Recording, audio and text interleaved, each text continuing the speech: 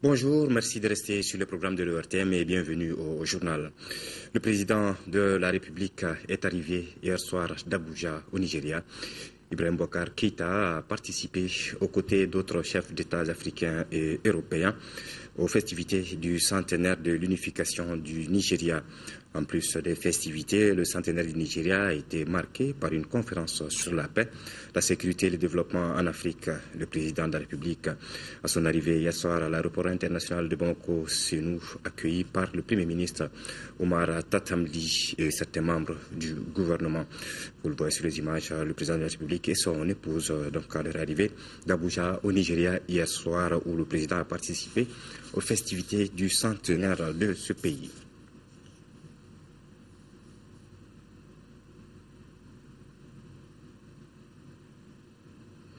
Ibrahim Boubacar Keïta, donc, qui a regagné Bamako hier soir en provenance d'Abuja au Nigeria. Le gouvernement malien se penche sur la formation et l'emploi à cet effet. Le cadre partenarial d'orientation et de suivi de l'emploi et de la formation professionnelle a tenu sa première session. Elle va faire le diagnostic pour déboucher sur une meilleure appréhension de la situation de l'emploi et de la formation professionnelle au Mali. Cette première session a été placée sous la présidence du Premier ministre, chef du gouvernement, Alou-Séni Touré. L'emploi et la formation professionnelle figurent de nos jours parmi les préoccupations du gouvernement. Aussi, une politique conséquente a été élaborée pour faire face à ces deux enjeux majeurs de notre temps. Il est heureux de constater que notre pays s'est doté de cadres référentiels à travers l'adoption d'une politique nationale de l'emploi, une politique nationale de formation professionnelle, avec comme objectif de disposer d'une vision sur le sujet et des programmes et projets cohérents pour contribuer au recul du chômage et de la pauvreté. Les statistiques en matière d'emploi et d'employabilité des couches laborieuses de notre pays sont plus qu'éloquentes sur la nécessité de prendre le sujet à bras-le-corps. Les statistiques récentes ont révélé que les diplômés en situation de chômage sont au nombre de 86 558. Le taux d'absorption de diplômés par le marché de l'emploi est de 11,73%. 20% des enfants n'accèdent pas au système éducatif formel, alors que notre pays connaît un taux de croissance démographique de 3,6%. 80% des effectifs de l'enseignement technique et professionnel sont dans des établissements privés où les formations sont à dominante tertiaire. Enfin, près de 32% de la population active travaille dans le secteur informel non agricole avec une insuffisance de qualification. Ces chiffres nous interpellent tous et exigent de nous un changement de comportement, des approches novatrices et davantage d'efforts de mutualisation. Et le Premier ministre a déjà tracé la voie à suivre, celle qui mènerait à une résorption significative du chômage, du sous-emploi et une formation professionnelle à la hauteur des défis actuels. C'est à cela que va s'atteler le cadre partenarial d'orientation et de suivi de l'emploi et de la formation professionnelle. La session du cadre partenarial d'orientation et de suivi de l'emploi et de la formation professionnelle qui nous réunit aujourd'hui procède du souci d'offrir aux acteurs publics et privés de l'emploi et de la formation professionnelle un espace de dialogue de haut niveau, de partage et de prise de décision sur les questions qui touchent l'emploi, le développement des qualifications des ressources humaines dans notre pays et la problématique de la certification et de la validation des acquis professionnels. Les thématiques qui seront abordées lors de cette session sur les défis et les perspectives de l'emploi et de la formation professionnelle, sur la certification et pour un meilleur partage du programme décennal de développement de la formation professionnelle pour l'emploi, doivent permettre non seulement de mesurer les efforts entrepris, d'apprécier les acquis et les faiblesses, mais aussi d'analyser les écueils pour nous projeter dans l'avenir. Le chef du gouvernement a également annoncé la réunion prochaine des bailleurs de fonds pour le financement d'un programme destiné à l'emploi et à la formation professionnelle avant de procéder au lancement du site du cadre stratégique www.emploi.gouv.ml. Le gouvernement malien s'explique sur la prorogation des mandats des conseils communaux, des conseils de cercle, des conseils régionaux et du conseil du district de Bamako. Le ministre porte-parole du gouvernement a animé à cet effet un point de presse suivi par Amadou Sankaré. 24 heures après la décision du gouvernement de prolonger pour une durée de 6 mois à compter du 27 avril 2014 les mandats des organes délibérants des collectivités territoriales, le ministre de l'Emploi et de la Formation professionnelle, porte-parole du gouvernement, rencontre les journalistes. Au cours de ce point de presse, le ministre Babi a expliqué les raisons qui ont amené le gouvernement à prendre cette décision. Les assises nationales sur le Nord, ces assises ont donc fait des recommandations dans le sens de la réconciliation nationale, dans le sens de l'organisation, et j'insiste là-dessus, dans le sens de l'organisation d'élections inclusives, avec le retour des personnes déplacées, donc les déplacés internes, et le retour des réfugiés. Vous savez que les populations qui sont déplacées, que ce soit à l'intérieur du territoire national ou à l'extérieur, sont en train de retourner actuellement en grand nombre. Donc c'est vraiment dans le souci d'impliquer aussi ces personnes dans ce processus-là que nous avons décidé de proroger les mandats des élus des collectivités territoriales. À la question de savoir si cette position du gouvernement ne fait pas suite au début de pourparlers avec les groupes armés, le ministre répond. Ce n'est pas du tout ça la motivation. Je donne l'information, ce n'est pas ça.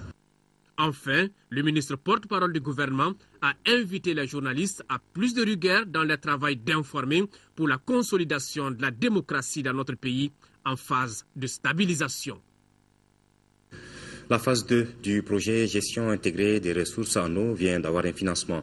Pour sa mise en œuvre, un prêt de plus de 24 milliards de francs CFA est accordé par la Banque mondiale aux 4 États membres de l'OMVS. Le projet va appuyer 450 000 personnes dans les 4 pays du bassin du fleuve Sénégal dans plusieurs domaines de développement. L'accord de prêt a été signé par l'OMVS, la Banque mondiale et le ministère de l'économie et des finances. Ramata Konaté.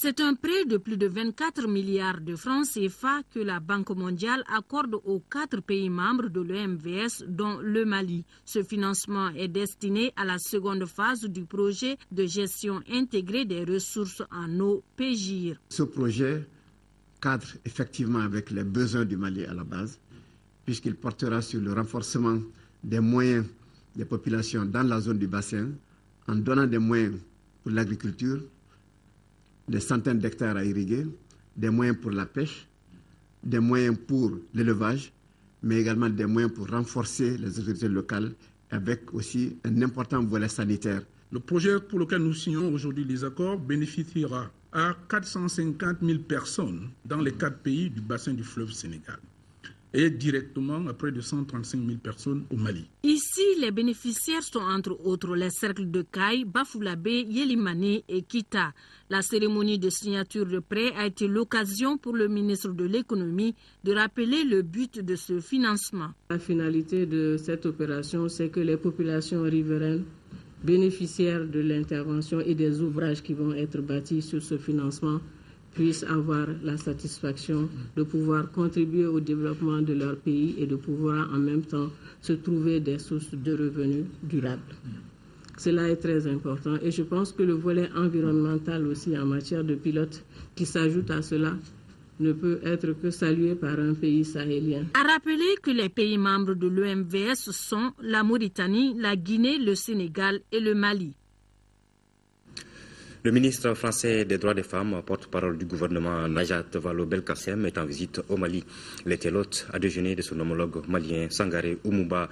Occasion pour les deux ministres de revenir sur la longue coopération qui existe entre nos deux pays et aussi sur le rôle de la femme dans un pays en situation de post-crise. Ndeye Sissoko.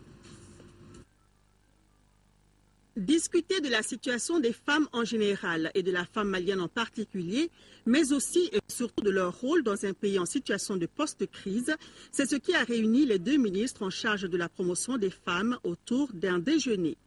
La ministre de la promotion de la femme, de la famille et de l'enfant, Sangaré Oumouba, tout en souhaitant la bienvenue à la ministre française des droits des femmes, Najat Vallaud-Belkacem, a insisté sur les bonnes relations séculaires qui existent entre le Mali et la France. La France a été la première à intervenir techniquement, physiquement, moralement au Mali pour arrêter les groupes djihadistes. Ça, c'est quelque chose que nous n'oublierons jamais. C'est quelque chose qui va rester ancré dans la mémoire de tous les Maliens et particulièrement dans la mémoire des populations de Konna. La coopération entre les deux gouvernements, entre le ministère de la promotion de la femme au Mali et le ministère de la promotion de la femme en France va consolider cet acquis. J'espère que nous allons coopérer et échanger et renforcer les liens entre les deux pays. Allant dans le même sens, Najat Vallaud-Belkacem a réitéré sa disponibilité à accompagner les femmes maliennes dans leur combat pour leurs droits et pour la reconstruction du pays, surtout que les défis à relever restent nombreux. Aujourd'hui, j'ai le sentiment que nos deux pays sont intrinsèquement liés. Ils ont des destins communs et c'est aussi le sens de ma visite. C'est de vous dire que ce n'est pas simplement une histoire d'intervention militaire entre la France et le Mali. C'est important déjà, mais c'est aussi une histoire de construction commune et en particulier sur un sujet qui nous est cher, les droits des femmes. Les droits des femmes, la promotion du rôle des femmes dans la société et en particulier dans la reconstruction du Mali. Les femmes aux responsabilités, je pense que c'est une étape indispensable pour que le Mali se reconstruise dans de bonnes conditions. Et je serais très heureuse qu'on noue un véritable partenariat formalisé entre la France et le Mali sur cette question des droits des femmes. En guise de cadeau, Sangaré Oumouba lui a remis un livre intitulé « Bracelet d'Afrique » écrit par Tamaro Touré. Najat Vallaud-Belkacem pourra ainsi en savoir plus sur la signification des bracelets d'Afrique de l'Ouest, de l'Est et du Centre. Voilà, à la maison de la femme de Sabalibougou, le ministre français des droits des femmes, porte-parole du gouvernement, Najat Vallaud-Belkacem, a rencontré les représentantes des femmes des régions du nord de notre pays. Initiée par l'association Femmes Leadership et Développement Durable, le but était de recenser les préoccupations de ces femmes afin d'y apporter des solutions durables. Nyanya Aliou Traoré.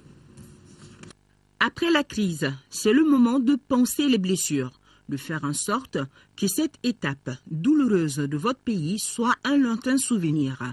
Voilà en substance le message fort lancé par le ministre français des droits des femmes, porte-parole du gouvernement, Najat Vallaud-Belkacem, en rencontrant les femmes du nord du Mali, leur a parlé avec son cœur de femme.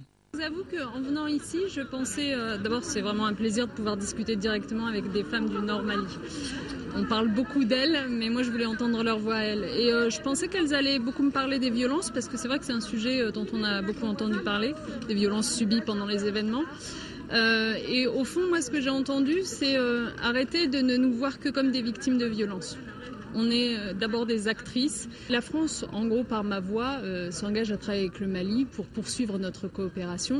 Il y a eu un premier temps de la coopération qui a été la sécurisation du territoire malien. Elle n'est pas encore totalement là, la sécurité totale, mais en tout cas ça va mieux qu'au moment où on est intervenu. Il y a un deuxième temps qui est comment est-ce qu'on peut travailler ensemble, collaborer. C'est à l'actif de l'association Femmes Leadership et Développement Durable, AFLED, la présente rencontre. Pour sa présidente, les femmes maliennes, particulièrement celles du Nord, ont besoin de réapprendre à se battre, à se faire confiance pour reprendre leur place d'actrice principale du développement.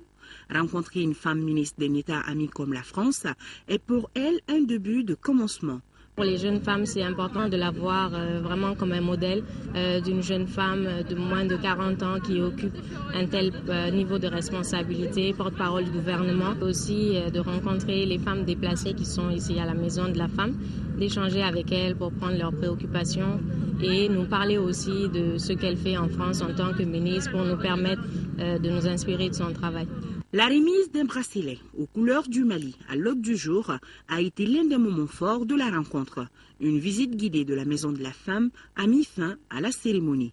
À noter que l'AFLED a pour axe d'intervention la santé, l'entrepreneuriat féminin, l'éducation et la scolarisation des filles, et que l'un de ses objectifs est de promouvoir la participation des jeunes femmes et filles dans la promotion des droits de la femme. L'Institut français du Mali a accueilli hier matin la présentation publique de création chorégraphique, un projet initié par l'association Donko Seko dans le cadre de l'accompagnement professionnel des jeunes chorégraphes africains. Modibo Soare. 2 fois 30 minutes, c'est le timing de cette création inédite repartie entre 2 artistes chorégraphes évoluant en solo.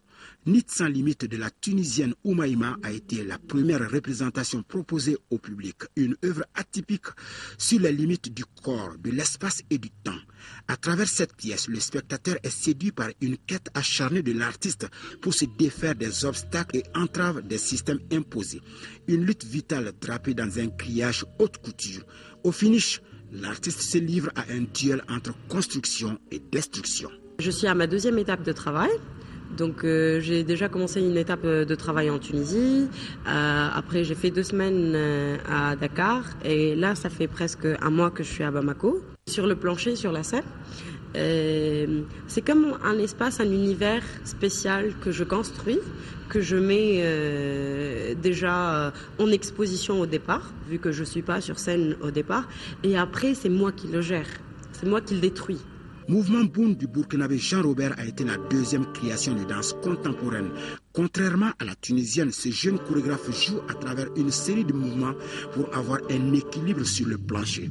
Déplacement, position d'instabilité entrecoupée de poses, voilà le concept de cette représentation. Mouvement Boum parce que je me dis que chaque déplacement qu'on mène dans la vie, voilà, dans nos sociétés, les déplacements qu'on mène, c'est un mouvement. La parole, c'est un mouvement. Donc ici, il était important pour moi d'aborder cette notion de mouvement, mais qui est assez large dans son explication, dans son sens et tout. Ce plateau chorégraphique est une création de Donko Seko sous la direction artistique de Kathleen Noël après une résidence d'1 mois. Les 2 pièces seront présentées dans le cadre de la triennale Danse, l'Afrique Danse en 2015 à Ouagadougou. Sport football, pour boucler cette édition, les Lampions se sont éteints hier matin au stade d'Amamadou Konaté sur le tournoi de la paix, de l'amitié et de la solidarité en football. Comme par bonheur, le Mali remporte le tournoi en battant le Burkina Faso en finale par 2-0. Compte rendu de Siragatou Sissé. C'était écrit. Le Mali s'adjuge la médaille d'or du tournoi de la paix, de l'amitié et de la solidarité. En effet, les Aiglons du Mali, ici en jaune, ont bien négocié le dernier virage du tournoi triangulaire en football en battant le Burkina Faso 2-0 grâce à Moussa Sissoko d'une frappe croisée à la 31e et Baklé Dieudonné d'un tir croisé à la 70e minute. 2 buts de classe à rééditer en mai prochain lors des éliminatoires de la CAN Junior Sénégal 2015 contre cette même équipe du Burkina Faso. Avec 2 victoires, le Mali termine en beauté le tournoi premier devant le Burkina Faso, 1 victoire, 1 défaite et le Sénégal 2 défaites. Les Aiglons du Mali enlèvent donc la médaille d'or, les étalons juniors du Burkina Faso la médaille d'argent et les Lionceaux du Sénégal la médaille de bronze. Ce tournoi a permis de renforcer les liens séculaires existants entre les peuples. Aujourd'hui, nous sommes satisfaits de voir que des sportifs burkinabés, maliens, togolais se rencontrent pour fraterniser. Et je pense que c'est ainsi que nous allons en tout cas construire nos différents pays et j'allais dire même construire l'Afrique. Mon homologue Diarra a bien fait d'inviter en tout cas tous les athlètes afin que nous puissions fraterniser. L'idée qui nous a amenés au Mali, la paix, la réconciliation, nous l'avons démontré. L'Afrique l'a démontré. Je pense que nous devons tout faire pour préserver cette notion-là et pour qu'on l'inculque jusqu'à nos petits-enfants et pour que l'Afrique émerge. Pendant 6 jours, les équipes du Mali, de Burkina Faso et du Sénégal en football ont effectué une revue de troupes dans l'optique des joutes à venir.